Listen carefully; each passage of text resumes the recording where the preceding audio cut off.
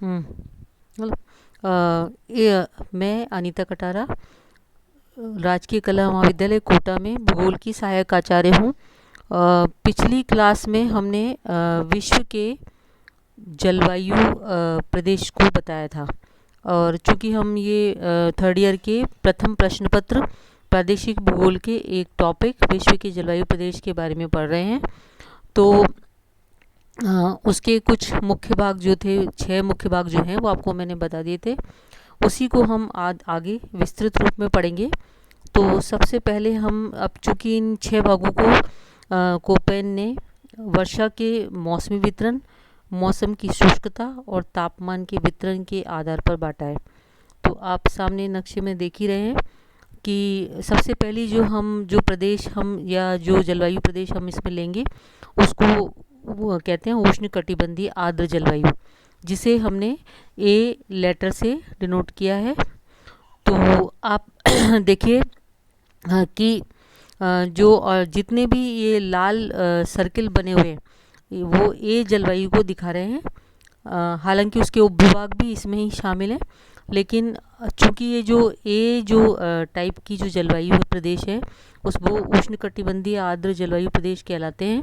और ये जहाँ तक है, जैसे हम लोग जिन कटिबंधों की बात करते हैं उसमें उष्ण कटिबंध कर्क रेखा से मकर रेखा तक, या 23.5 डिग्री से उत्तरी अक्षांश से 23.5 डिग्री दक्षिणी मकर अक्षांश, जो दक्षिणी अक्षांश है मकर रेखा के बीच वाला भाग, उसे इसमें लिया जाता है।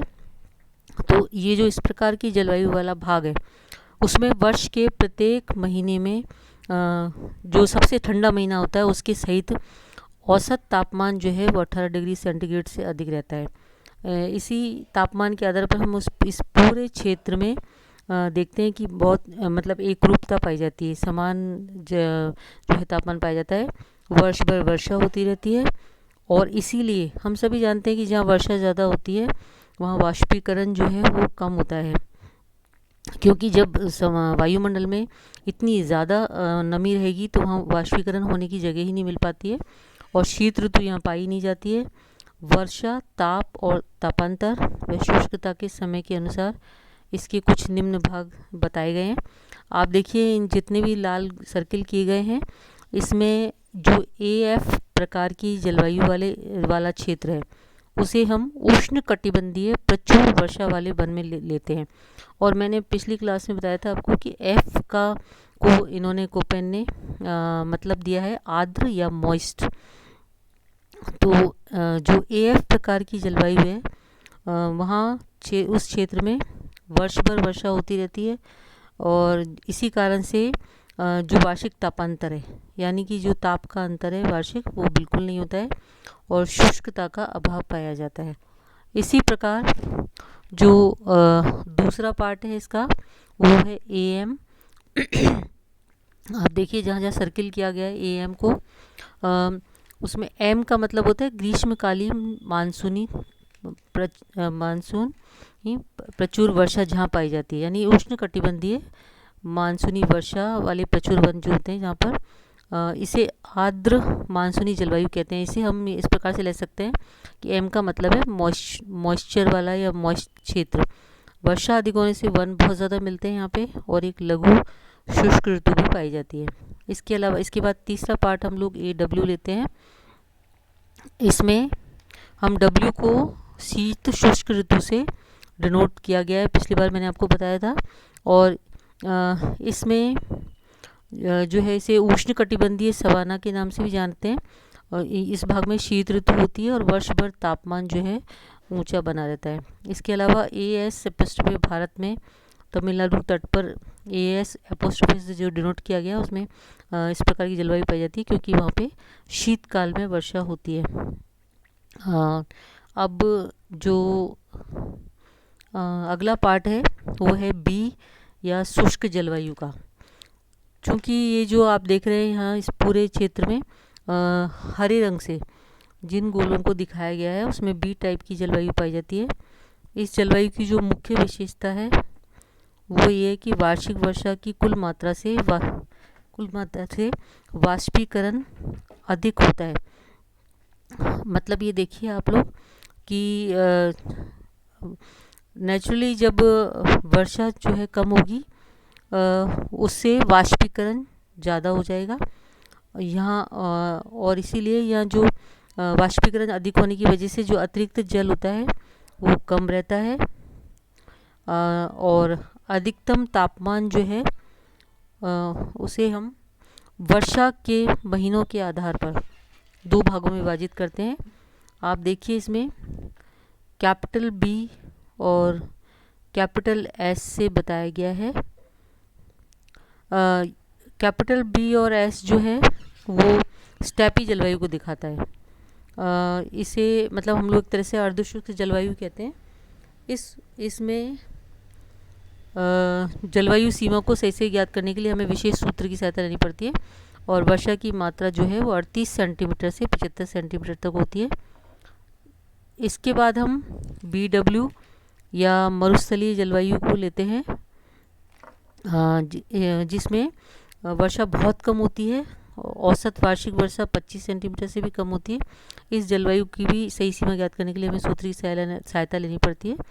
अब ये जो ऊपर स्टेपी और मरुस्थलीय जलवायु है, इनको भी हमने तापक्रम के आधार पर पुनः दो भागों में उपविभागों में व्यक्त किया है। सबसे पहले हम लेते हैं BSH। ये इन सबको बी टाइप की जो जलवायु है उनको हरे गोलों से दिखाया गया है।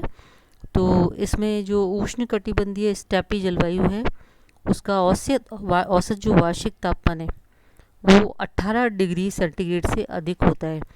इसमें अब आप स्मॉल h जो है उसको मैंने पिछली क्लास में बताया था कि वो उसका औसत वार्षिक जो तापमान है जिन क्षेत्रों में 18 डिग्री सेंटीग्रेड से ऊपर होता है उन्हें हम h से डिनोट करते हैं। अब BS के शीत स्टेपी जलवायु जो है, यहाँ औसत वार्षिक तापमान 18 डिग्री सेंटीग्रेड से कम होता है।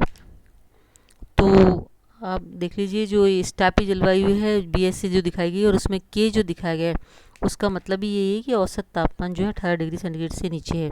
और BWH जो है वो उष्णकटिबंधीय मरुस्थलीय जलवायु होती है। इसका औसत वार्षिक तापमान 18 डिग्री सेंटीग्रेड से अधिक होता है। H जो है स्मॉल h जो है वो नेचुरली मैंने पहले भी बताया कि उसका तापमान जो है वो 18 डिग्री सेंटीग्रेड से अधिक होता है। इसके बाद BWK जो है, चूँकि BW जो है वो मरुस्थलीय जलवायु को दिखाता है इसलिए उसमें हमने ऊपर स्टेपी जलवायु को भी H और K जलवायु में के उपभागों में विभाजित किया है, और नीचे जो मरुस्थलीय जलवायु उसको भी H और K जलवायु में व्यक्त किया है। जो शीत कटिबंधीय मरुस्थलीय जलवायु है यहाँ का औसत तापमान जो है वो 18 डिग्री सेंटीग्रेड से कम रहता है। इसके बाद हम लोग C टाइप की जलवायु को लेते हैं। जो C टाइप की जलवायु है वो उष्ण आर्द्र समशीतोष्ण जलवायु को दिखाती है। अब इसमें ये आपके नीले या फिरोजी कलर के जो गोले दिखाई दे रहे हैं उसे हम इन क्षेत्रों में लेते हैं और इसे उष्ण शीतोष्ण जलवायु भी कहते हैं। यहाँ का जो सबसे ठंडे महीने का औसत तापमान जो होता है वो 18 डिग्री सेंटीग्रेड से भी कम होता है और -3 डिग्री या 3 डिग्री सेंटीग्रेड से अधिक होता है। इस जलवायु में शीत और ग्रीष्म ऋतु दोनों बराबर पाई जाती हैं।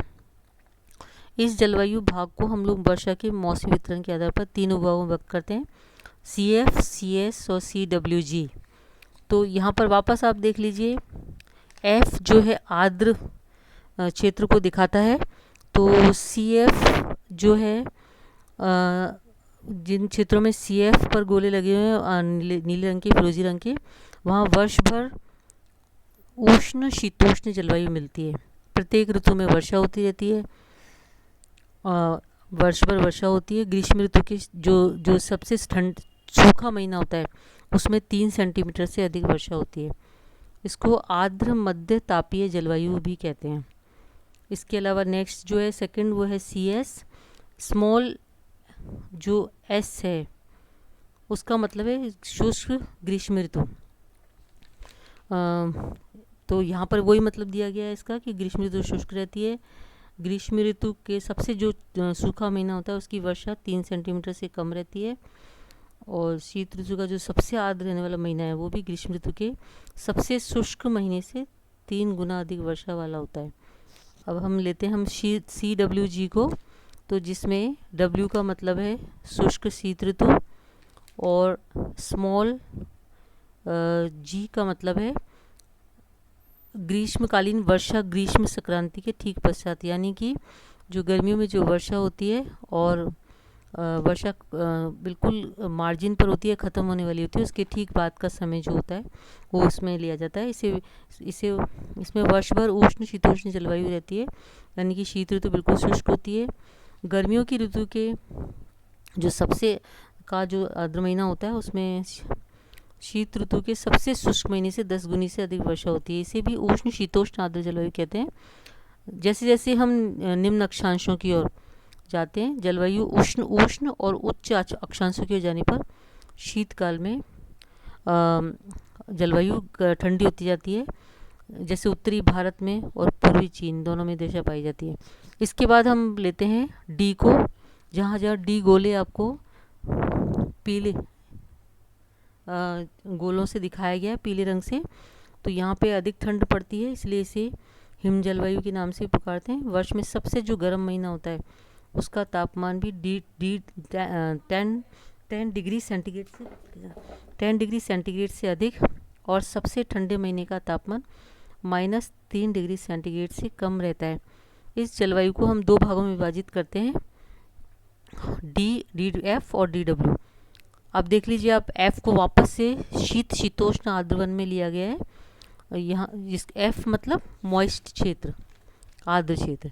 यहाँ शुष्क ऋतु नहीं होती है, वर्ष भर वर्षा होती रहती है, इन्हें टैगा प्रदेश भी कहते हैं। और डी डब्ल्यू